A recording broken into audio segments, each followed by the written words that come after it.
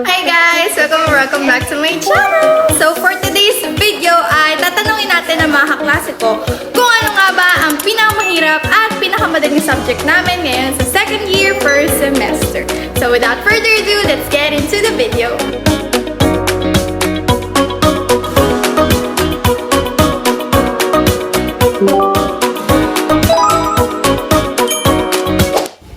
Tanungin muna natin si Kuya Adrian. Hi, Kuya Adrian! Say hi to the vlog! Ano ang hardest para sa'yo muna dito sa psychology second year first semester? Actually, dalawa yung hardest. Yun, ano? Sa major, nandyan si Cogside. Nako! Tapos, sa mga minor subjects, sabihin na lang nating unethical ako. Tatanungin naman natin ang aking one of the best friends. Sheesh! One of the best friends! Hi, Dorothy! Hello. So yun naman, what is the easiest and hardest ngayon second year first semester? Actually, same with him. Ang hardest sa major is really comsci. Tapos, ano pa ba? Issue siguro, kung tamad ka magbasa, syempre mahirap. So yun, tamad ako magbasa. So that's why mahirap sa akin. O, ano easiest? Ano easiest? Ang easiest ay... Ang easiest ba? TOP! Yun! Di ba medyo? Punta tayo sa best friends pa din. Hi! Go. Erich, ano ang hardest and easiest for you? Fisyo. Hardest? Yes. Bakit? Ekis. Bakit? Bawal siya sa tamad magbasa, ekis. Ayun! Oh, easiest! Siguro ay retorika. Wow! Makata! Erin! Hi! Ang ganda ni Erin! Ano? Ang hardest and easiest for you? Hardest?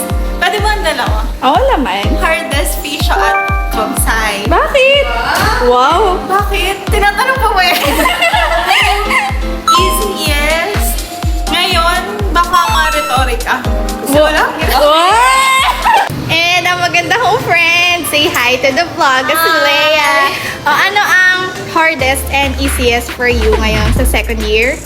For me, ang hardest ay Cogsci. Wow! Psychology. Then, ang easiest ay PE na lang, patfit. Bakit? Magpatpit? Ang pathetic mo naman. Madali siya sa akin. Sheesh! Sa ako, batang kali.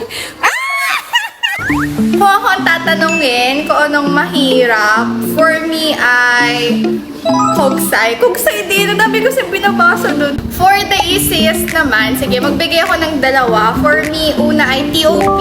Kahit madaming binabasa dun and madaming mga tao, ganyan. For me, mas madali siya kasi more on psych talaga ako. Sheesh!